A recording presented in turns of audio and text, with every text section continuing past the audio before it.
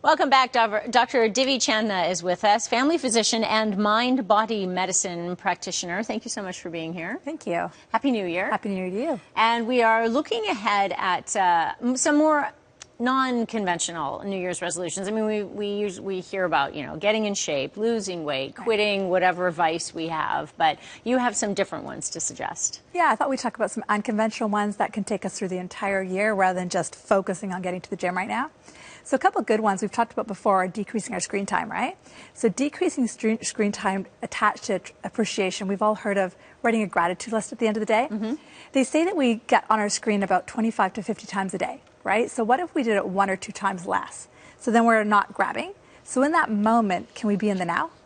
Okay. And we're in the now, that's when we can actually truly appreciate. So think when we're driving, we all know we shouldn't drive with our, grab the phone when we're driving. But what do?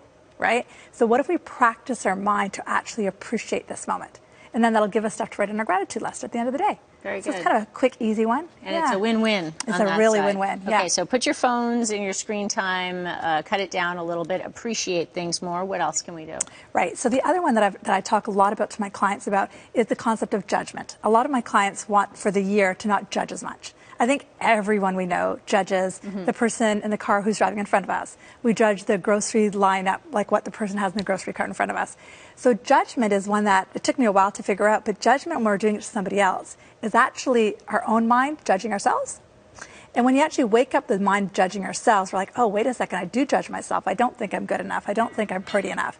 But in the human realm, everything is opposites, right? So we have winning and losing, hot and cold, good and bad. So the opposite of judgment is, what if we're amazing as we are?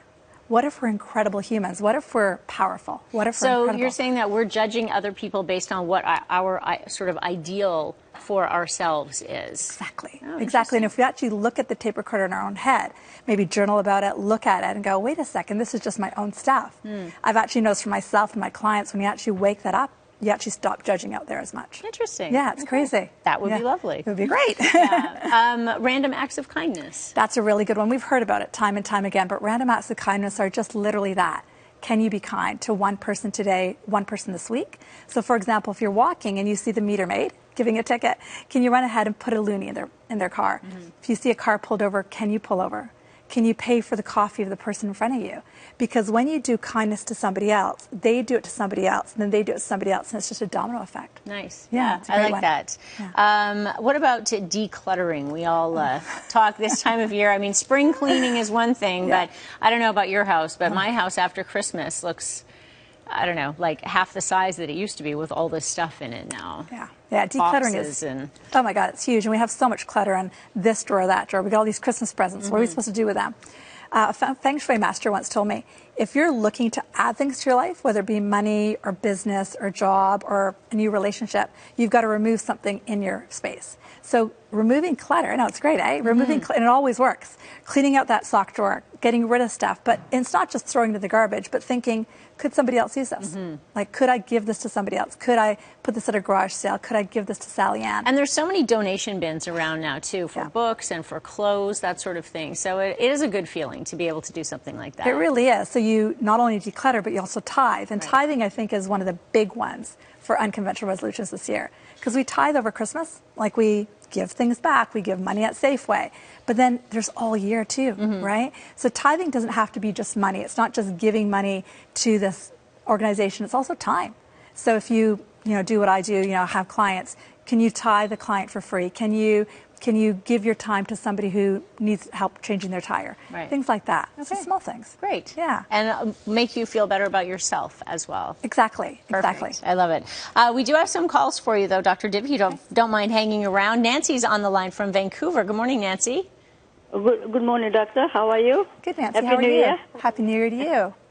Yeah, I just saw watching TV. I don't know whether I'm in the right place to ask you this. I get too much flame every day. Right. Okay. Nancy, can I ask you how old you are? I am, I'll be 83 on the 25th of January. Oh, nice. Oh, happy early birthday. Happy birthday. Thank you. So there's a number of causes of excess phlegm. The first thing I would look at is your diet. So the common things with diet are things like excess dairy, excess greasy stuff, excess caffeine, but dairy is the big one. Okay, so cutting that out, and even things like soy, excess soy products can cut that out. So cutting that out would be a big one. It sounds really weird, but emotional stress can cause dairy. So like frustration, overwhelmment, fear, that can cause phlegm as well. So looking at the diet stuff, Nancy, as well as looking at those emotional things, that should help to shift it, especially the diet. Like really ease back on the heavy creams, we just had Christmas. Right. So easing back on that. Okay, great advice. Yeah. Kathleen's on the line from Powell River. Good morning, Kathleen. Hi, good morning. What's your question for Dr. Divi? Oh, okay, because I'm on number 2 already, she said. Okay, well, you're up now, so if you have a question, that'd be great. Yeah. The do's and don'ts for arthritis. Oh, okay. Yeah. Sorry, can you say that again? Something about arthritis. I heard that. You cut out. Okay, I have arthritis, and I'm getting it now in my finger joints. I'm 56, and I just want to know, how can I slow it down? Is there something that I'm drinking I shouldn't be, or eating, or what can I take for it to help it? So looking at diet again, so there's foods that are inflammatory foods, some of which we refer to. So looking at inflammatory foods would be a good idea for her to start with. Looking at what foods are inflammation, so heavy meats are heavy inflammatory foods. Dairy, like we talked about, lots of caffeine, they increase inflammation. Things that offset inflammation are things like turmeric and ginger. They offset inflammation, so looking at that. Another really common thing people use, and I mean, we're in Vancouver and BC, but CBD, which is half of medical marijuana, it's like the stuff that doesn't make you high. You can buy it as a cream now, and you can rub it into those joints, and that decreases the inflammation locally. So trying things like that, Kathleen, could help. All right. Yeah. Thanks, Dr. Divi. Welcome. If you had a question for Dr. Divi and couldn't get through, you can check out Dr. Divi's website, drdivi.com, and follow her on Twitter at DrDiviC.